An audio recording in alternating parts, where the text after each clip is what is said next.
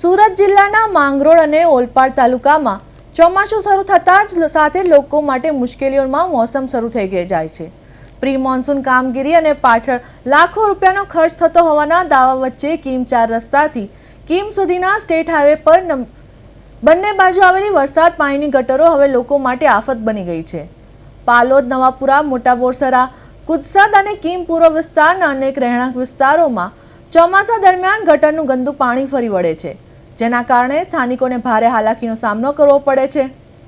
સ્થાનિકોના આક્ષેપ મુજબ ગટરો બ્લોક થવી, ભૂંગળાઓની યોગ્ય સફાઈ ન થવી અને અધૂરી પ્રી મોન્સૂનની કામગીરીને કારણે દર વર્ષે સમસ્યા યથાવત રહે છે।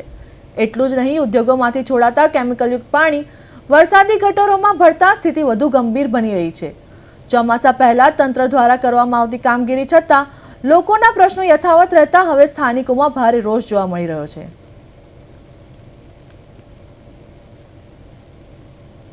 હું મોટા બોરસરા ગામનો રહેવાસી છું। મારું નામ હિતેન્દ્ર સેટોદરિયા છે। અમારા ગામમાંથી સ્ટેટ હાઈવે પસાર થાય છે, કીમ માનવીરો જેને કહેવામાં આવે। એની આજુબાજુ ખાસ પાકી ગટરો અત્યારે બનાવવામાં આવે છે પાણીના નિકાલ માટે। અમારા એક ઇન્ડસ્ટ્રીયલ વિસ્તાર છે, એટલે પાણી તો ખૂબ ભરાવો થાય છે એની અંદર। તો આ ગટરનું કામ લગભગ ચોમાસું સુધી પૂરું થાય એવું લાગતું નથી, એટલે આજુબાજુ જે બીજી ગટરો છે એ ખુદ પુરાણ થઈ ગઈ છે।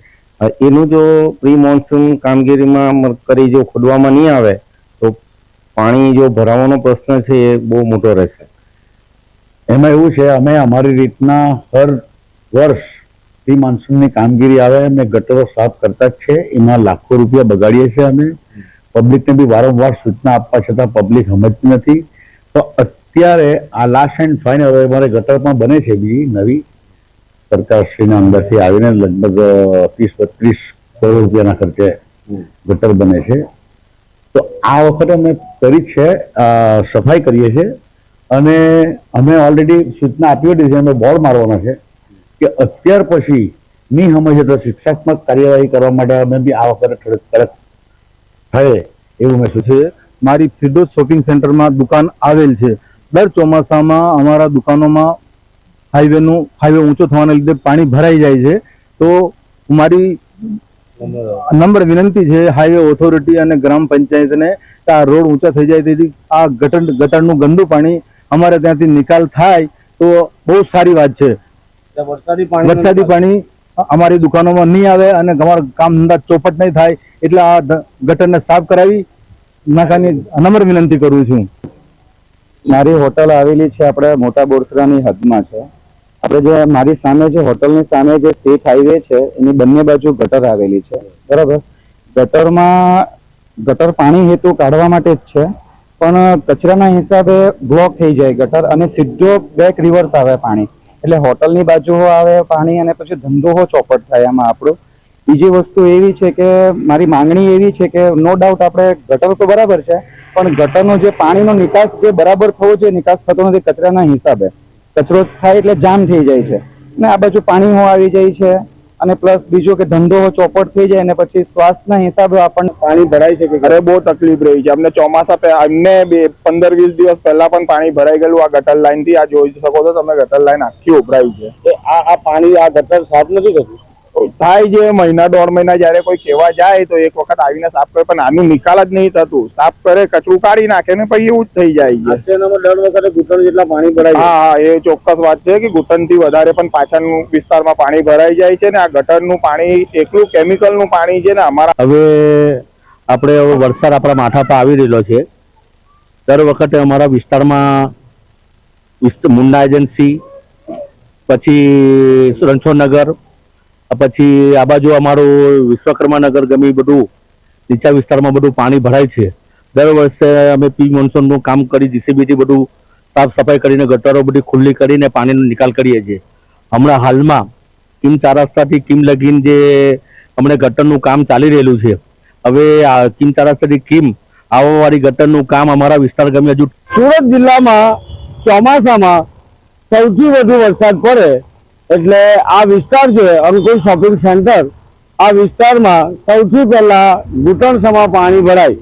આ જે સ્ટેટ હાઈવે છે તેની બાજુમાં જે ગટરો આવી છે આ ગટરોના પાણી છે તે વરસાદી પાણીના નિકાલ માટે હતા, પરંતુ કંપનીના કેમિકલ વાળા પાણી બે રોકટોકપણે આ વિસ્તારમાં છોડવામાં આવે છે.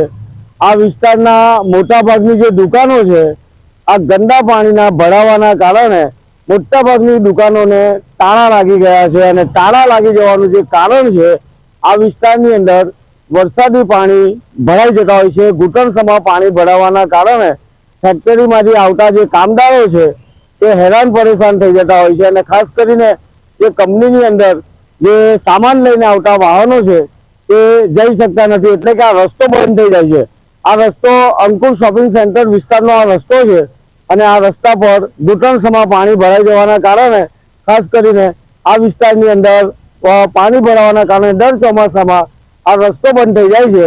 એટલે કે આ વિસ્તારના લોકો વર્ષોથી માંગ કરી રહ્યા છે કે આ વિસ્તારમાં વરસાદી પાણીના નિકાલ માટે બનાવેલી ગટરો ચોમાસા પહેલા સાફ સફાઈ જો કરવામાં આવે તો આ અંકુર શોપિંગ સેન્ટર જવાનો રસ્તામાં પાણી ના ભરાય.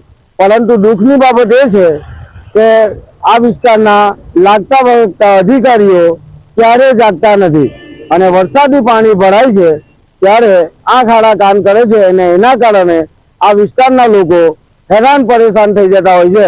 ત્યારે કુરસદ ગ્રામ પંચાયત હોય કે મોટા બોરેસરા ગ્રામ પંચાયત હોય, તેમણે પોતાની હદ વિસ્તારમાં આવતી ગટરો પ્રી મોન્સૂન કામગીરી કરવી જોઈએ, જેથી કરી ચોમાસામાં આ વિસ્તારમાં પાણી ના ભરાય.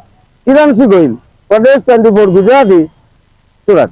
આમ તો સામાન્ય રીતે દર ચોમાસામાં ફિરડોઝ શોપિંગ સેન્ટરમાં ઘૂંટણ જેટલા પાણી ભરાઈ જતા હોય છે.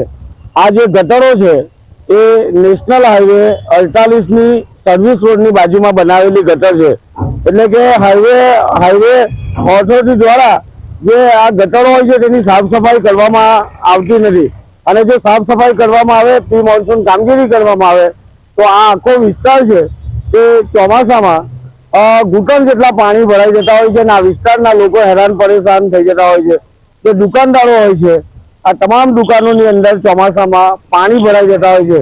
એનું કારણ છે ગટરોની સાફ સફાઈ કરવામાં આવતી નથી, અને ચોમાસા પહેલા જો પ્રી મોન્સૂન કામગીરી કરવામાં નહીં આવે તો આ વર્ષે પણ ચોમાસામાં આ વિસ્તારમાં પાણી ભરાઈ જવાની શક્યતા જોવાઈ રહી છે.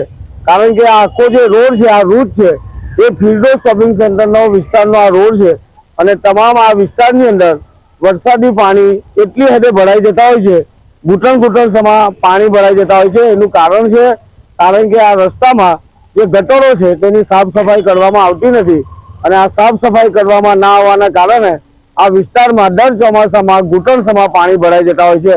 ત્યારે પાલોદ પંચાયત દ્વારા પણ જે પ્રી મોન્સૂન કામગીરી કરવામાં આવી રહી છે તે સ્ટેટ હાઈવેને અડીને આવેલી ગટરોની સાફ સફાઈ કરવામાં આવી છે, પરંતુ જો નેશનલ હાઈવે 48 ઓથોરિટી દ્વારા જો આ ગટરો સાફ કરવામાં નહીં આવી ચોમાસા પહેલા, તો આ વિસ્તારમાં ફરી જળબંબાકાર જેવી સ્થિતિનું નિર્માણ ચોક્કસ થશે. કિરણસિંહ ગોહિલ, પ્રદેશ 24 ગુજરાતી, સુરત.